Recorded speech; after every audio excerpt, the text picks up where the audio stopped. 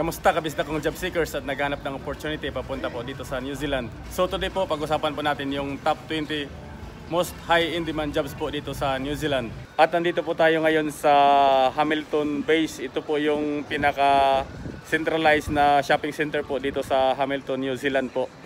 Sa ngayon po naka-alert level 2 pa po yung Hamilton, New Zealand dito po sa Waikato, kaya karamihan po dito ngayon ay naka face mask pa rin po. Pero sa kabila po ng pandemic na to, ang New Zealand po ay unti-unti na pong umaangat yung ekonomiya po dito, kaya by next year po possible po na mag-open po yung border, kaya at least po may idea po kayo sa mga possible jobs na pwede niyo pong applyan by next year.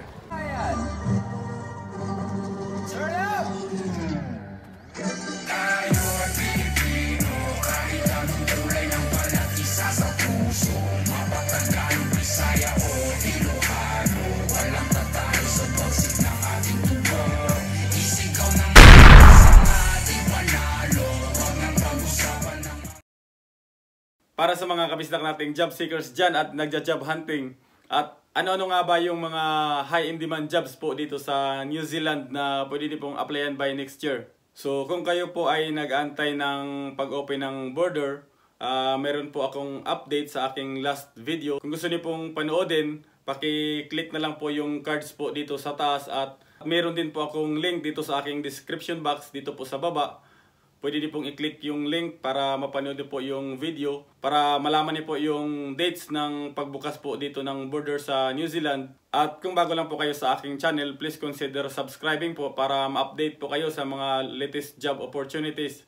Kaya sa ngayon ay mahalaga rin po na ma-update po kayo dito sa mga high in demand jobs po dito sa New Zealand, para po may idea po talaga kayo kung ano po ba talaga yung mga jobs na pwede niyo pong applyan, o pasok po ba kayo sa mga hiring dito po sa New Zealand for next year. Pero ano-ano nga ba yung mga jobs na to?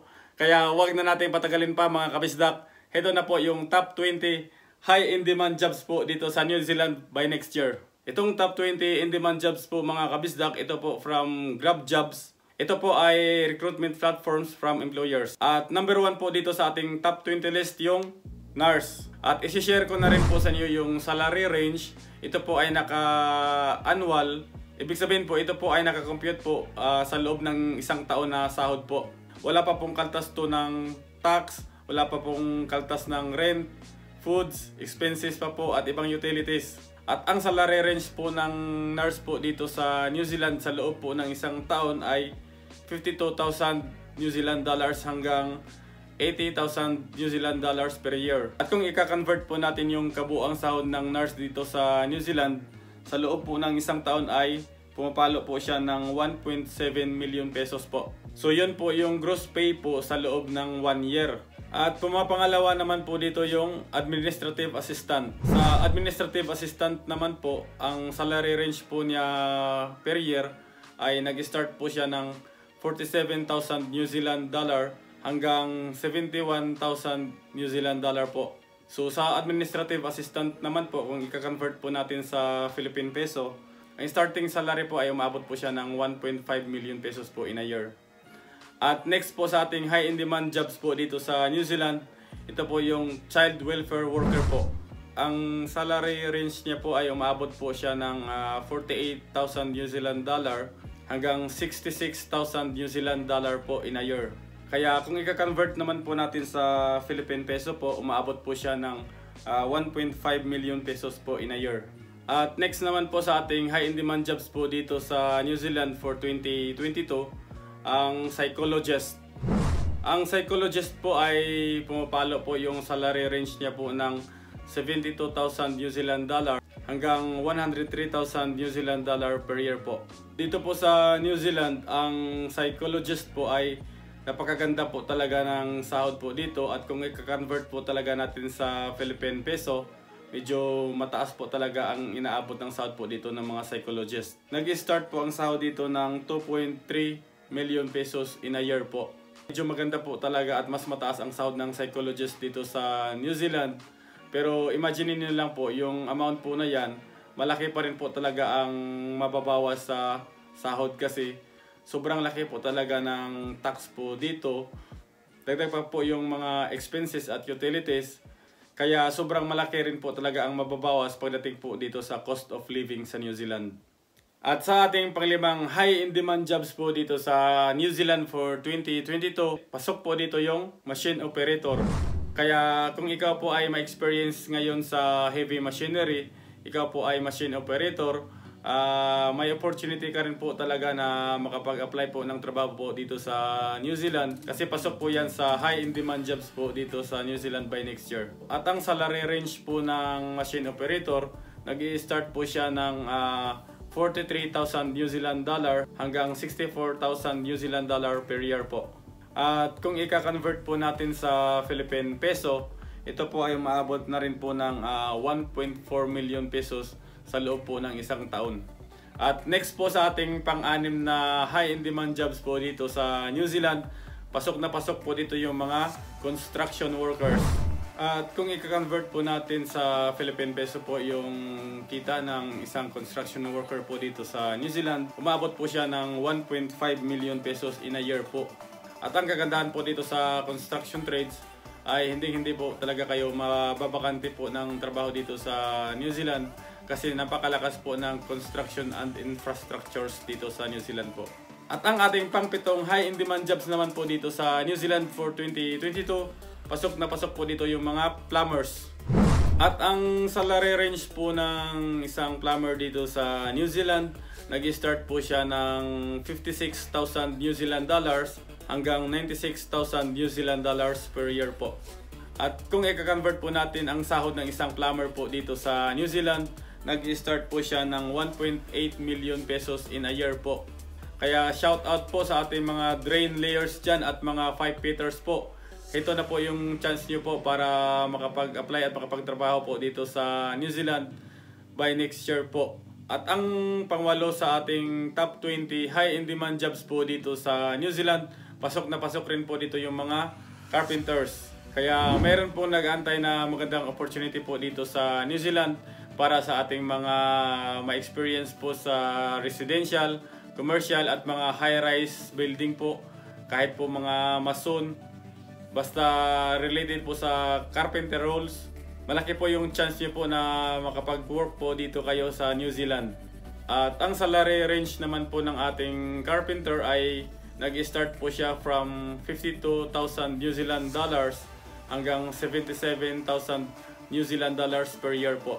At kung i-convert naman po natin sa Philippine peso, ito po ay umaabot ng 1.7 million pesos po sa loob po ng isang taon.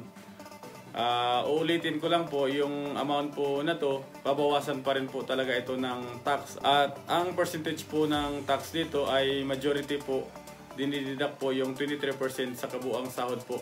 At ibabawas pa po yung cost of living dito sa New Zealand na medyo mataas rin po yung expenses. Kaya panama lang din po yung matitake home ng mga OFW dito sa New Zealand. At next naman po dito sa ating top 20 high in demand jobs po dito sa New Zealand, pasok po dito yung data entry operator. Sa data entry operator po, ang salary range po ay nag-start po from 42,000 New Zealand dollars hanggang 60,000 New Zealand dollars po. At kung i-convert po natin yung sahod ng isang data entry operator po dito sa New Zealand, nag-start po siya from 1.3 million pesos in a year po. At ang pangsampo po dito sa ating top 20 high in demand jobs po dito sa New Zealand in 2022, ito po yung radiologist. So sa ngayon po dito po sa New Zealand, ang radiologist po ay isa po sa pinakamaganda po ang sahod dito sa New Zealand. Dito po sa list ng top 20 high in demand jobs po dito sa New Zealand in 2022, ang radiologist po ang nangunguna at pinakamas mataas na sahod po dito sa lahat ng nasa list ng in-demand jobs po dito sa New Zealand. At ang salary range po ng isang radiologist po dito sa New Zealand, nag-start po siya from 370,000 New Zealand dollars po hanggang 680,000 New Zealand dollars per year po. Wow, sobrang napakaganda po talaga ng sahod po ng isang radiologist po dito sa New Zealand. At kung i-convert po natin ito sa Philippine peso, ang sahod po ng radiologist ay umaabot po ng 12.2 million pesos sa loob po ng isang taon. Napakaganda po talaga ng sahod ng radiologist po dito sa New Zealand, mga kabisdak. Pero sa pagkakaalam ko po, bago po kayo maging radiologist po dito sa New Zealand, napakarami po ng pinagdadaan ng trabaho po dito. At ang pagkakaalam ko po ng radiologist po dito sa New Zealand ay sobrang hirap po ng pinagdadaanan ng role na to bago po magiging ganap na isang radiologist po dito sa New Zealand. Pero sulit naman po din ang magiging kalalabasan kasi once na magiging radiologist po dito sa New Zealand ay sobrang laki naman po talaga ng sahod po dito ngayon sa New Zealand bilang isang radiologist. At tuloy pa rin po tayo sa ating high in demand jobs po dito sa New Zealand. At sa ating panglabing isa po, ito po yung farmhand. Sa farmhand po, ang starting salary range po ay pumapalo po siya ng 48,000 New Zealand dollars hanggang 50,000 New Zealand dollars per year po. Kung i-convert po natin sa Philippine peso po, umaabot po siya ng 1.5 million pesos sa loob po ng isang taon. At next naman po sa ating high in demand jobs po dito sa New Zealand in 2022, pasok po dito yung teacher. So sa teacher po dito sa New Zealand, nag-start po yung sahod dito ng 50,000 New Zealand dollars hanggang 87,000 New Zealand dollars per year po. At kung i-convert po natin yung sahod ng teacher po dito sa New Zealand, umaabot po siya ng 1.6 million pesos sa loob po ng isang taon. At uulitin ko lang po, yung sahod po na yan ay kabuuang sahod po yan sa loob ng isang taon. At wala pa pong bawas po yan ng tax at expenses at ibang utilities. So babawasan pa rin po talaga yan ng cost of living. So yun po, napaka-in-demand po talaga ng teachers po dito sa New Zealand. Pa nursery, primary, secondary o tertiary. Yung teachers po, pasok na pasok po talaga sa in-demand jobs po talaga dito sa New Zealand. Move po tayo sa ating next in-demand jobs po dito sa New Zealand. Pasok din po dito yung electrical engineer. Ang salary range po ng electrical engineer dito sa New Zealand, nag-start po siya ng 54,000 New Zealand dollars hanggang 100,000 New Zealand dollars per year po para sa ating mga electrical engineers dyan. At kung i-convert naman po natin sa Philippine peso, umaabot po siya ng mahigit 1.7 million pesos sa loob po ng isang taon. Medyo mataas din po ang sahod ng electrical engineer po dito kasi once na meron po kayong qualification dito na sa New Zealand, makakakuha po kayo ng license dito sa New Zealand, mas magiging maganda po ang offer ng employer pagka mayroon ka pong qualification po na nakukuha dito na sa New Zealand mismo. So next po sa ating in-demand jobs po dito sa New Zealand in 2022, pasok po dito yung web developer.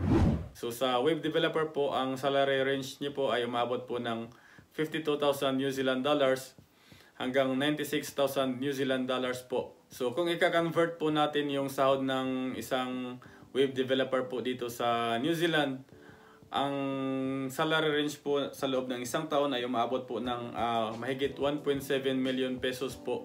Next po, para sa ating in-demand jobs po dito sa New Zealand in 2021, pasok na pasok po dito yung accountant.